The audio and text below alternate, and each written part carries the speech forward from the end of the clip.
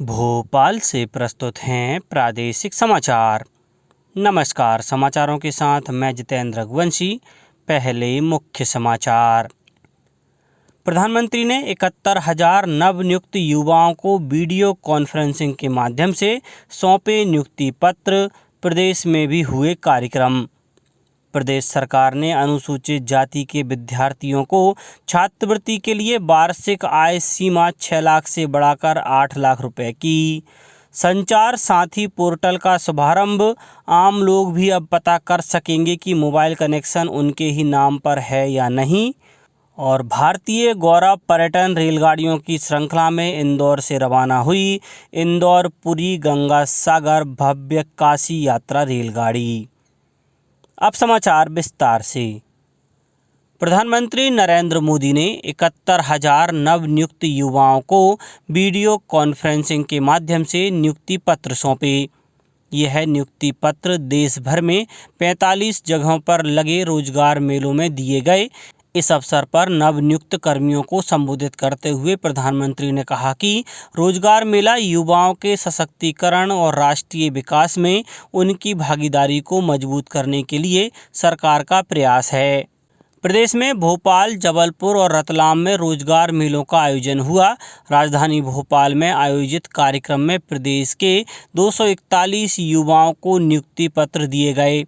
समन्वय भवन में आयोजित रोजगार मेले में केंद्रीय मंत्री ज्योतिरादित्य सिंधिया ने चयनित युवाओं को नियुक्ति पत्र प्रदान किए।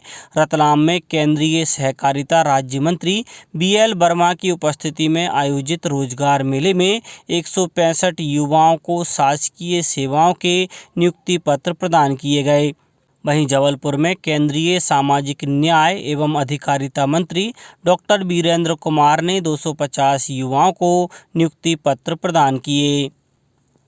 राज्य मंत्रिपरिषद की हुई बैठक में अनुसूचित जाति के विद्यार्थियों को छात्रवृत्ति के लिए वार्षिक आय सीमा 6 लाख से बढ़ाकर 8 लाख रुपए करने की सहमति प्रदान कर दी। मंत्रिपरिषद ने मुख्यमंत्री लाडली बहना योजना के 3 वर्षीय बजट और वित्तीय प्रावधानों के लिए 41,923 करोड़ रुपए से अधिक की प्रशासकीय स्वीकृति भी प्रदान की। मंत्रिपरिषद ने एक अन्य फैसले में मंदिरों के पास उपलब्ध 10 एकड़ तक कृषि भूमि के इस्तेमाल का अधिकार पुजारियों को दे दिया। शेष कृषि भूमियों को जिला कलेक्टर को सूचित करते हुए पारदर्शी प्रक्रिया अपनाकर कृषि प्रायोजन के लिए नीलामी कर सकेंगे। नीलामी से प्राप्त होने वाली आय मंदिर के खाते में जमा कराई जाएगी।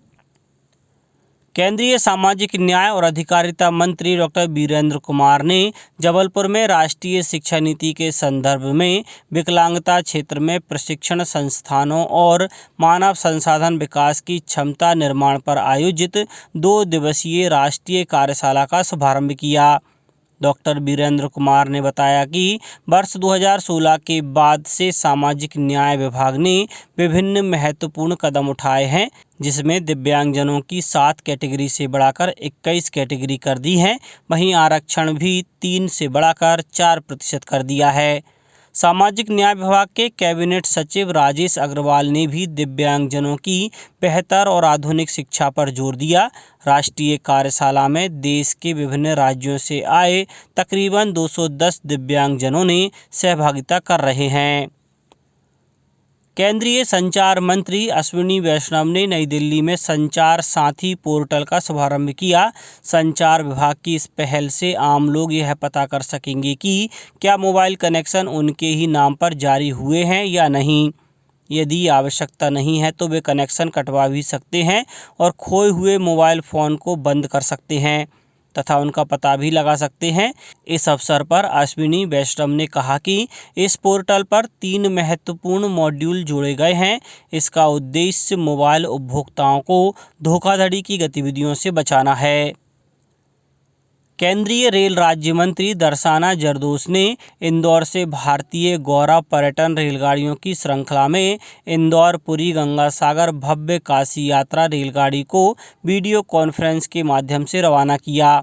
IRCTC के पश्चिम क्षेत्र मुंबई संयुक्त महाप्रबंधक पिनाकिन मोराबाला ने बताया कि 8 शयनयान और 3 वातानुकूलित श्रेणी के कोच वाली इस रेलगाड़ी में इंदौर से 458 यात्री रवाना हुए।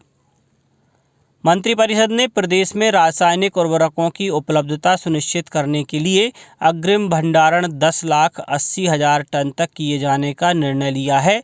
उर्वरकों की व्यवस्था के लिए मध्य प्रदेश राज्य सहकारी विपणन संघ को राज्य नोडल एजेंसी घोषित किया गया है। मंत्रिपरिषद द्वारा केंद्रीय सहकारिता मंत्रालय द्वारा लागू की गई प्राथमिक कृषि साख सहकारी समितियों के कंप्यूटराइजेशन के लिए प्रदेश की 4,534 समितियों का कंप्यूटराइजेशन कराए जाने की स्वीकृति दी गई। मंत्रिपरिषद ने केंद्र सरकार द्वारा समेकित बाल संरक्षण योजना मिशन वात्सल्य को प्रदेश के सभी जिलों में संचालित करने की स्वीकृति प्रदान की। मंत्रिपरिषद द्वारा मध्य प्रदेश रेत खनन, परिवहन, भंडारण एवं व्यापार नियम 2019 में संशोधन का अनुमोदन भी कर दिया। सहकारिता विभाग ने बैंकों से कहा है कि जिस दिन उपार्जन की राशि बैंक के खाते में जमा होती है उसी दिन संबंधित किसान के खाते में जमा की हुई मानी जाएगी। इस पर बैंक कोई अतिरिक्त ब्याज नहीं लगा सकेगी। किसानों को सभी योजनाओं का लाभ बैंक में राशि प्राप्त होने की तिथि से प्राप्त होगा। सहकारिता विभाग ने इस आशय के आदेश जारी कर दिए हैं। उल्लेखनीय है कि राज्य मंत्रिपरिषद की पिछली बैठक में यह मुद्दा आया था कि बैंक खातों में पैसा आने के पश्चात भी समय पर किसानों के खातों में जमा नहीं होता है। इस कारण किसानों को अतिरिक्त ब्याज आने की और डिफ़ॉल्टर हो जाने की संभावना रहती है। भारतीय जनता पार्टी की प्रदेश कार्य समिति की बैठक 19 मई को आयोजित की जा रही है। इस बैठक में पार्टी के राष्ट्रीय पदाधिकारियों के साथ वरिष्ठ नेता मार्गदर्शन देंगे। कर्नाटक चुनाव के बाद हो रही इस कार्य समिति की बैठक को राज्य विधानसभा चुनावों की दृष्टि में अहम माना जा रहा है। इस संबंध में पार्टी के प्रदेश महामंत्री भगवंत दास सबनानी ने बताया कि बैठक में प्रदेश कार्य समिति के सदस्य, विशेष आमंत्रित व स्थायी सदस्य, पार्टी के राष्ट्रीय पदाधिकारी, सांसद, समस्त विधायक, मोर्चा के राष्ट्रीय पदाधिकारी भी शामिल होंगे। अब कुछ समाचार संक्षेप में। शिवपुरी जिले में मध्य प्रदेश लोक सेवा आयोग इंदौर द्वारा राज्य सेवा एवं राज्य वन सेवा प्रारंभिक परीक्षा 2022 2 सत्रों में रविवार 21 मई को आयोजित की जाएगी। गुना में शासकीय औद्योगिक प्रशिक्षण संस्था में एक दिवसीय प्रधानमंत्री नेशनल अप्रेंटिसशिप मेले का आयोजन 19 मई को किया जाएगा। खंडवा जिले के किल्लौद ब्लॉक के पाटाखाली में मुख्यमंत्री कन्या विवाह योजना के अंतर्गत सामूहिक विवाह सम्मेलन में करीब 136 जोड़ों का विवाह और 14 जोड़ों का निकाह हुआ। मंदसौर में मुख्यमंत्री जन सेवा अभियान के द्वितीय चरण में अब तक 42,577 आवेदनों का निराकरण किया जा चुका है। और नर्मदापुरम पिपरिया स्टेट हाईवे पर बस पलटने से करीब 25 यात्री घायल हो गए, वहीं 6 यात्रियों की हालत गंभीर बताई जा रही है। अंत में मुख्य समाचार एक बार फिर। प्रधानमंत्री ने 71,000 नवनियुक्त युवाओं को वीडियो कॉन्फ्रेंसिंग के माध्यम से सौंपे नियुक्ति पत्र। प्रदेश में भी हुए कार्यक्रम।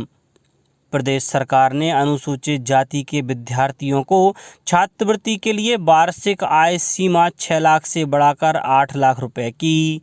संचार साथी पोर्टल का शुभारंभ। आम लोग भी अब पता कर सकेंगे कि मोबाइल कनेक्शन उनके ही नाम पर है या नहीं। और भारतीय गौरव पर्यटन रेलगाड़ियों की श्रृंखला में इंदौर से रवाना हुई इंदौर पुरी गंगा सागर भव्य काशी यात्रा रेलगाड़ी। इस बुलेटिन में इतना ही। घर पर रहिए, सुरक्षित रहिए और सुनते रहिए प्रादेशिक समाचार। नमस्कार।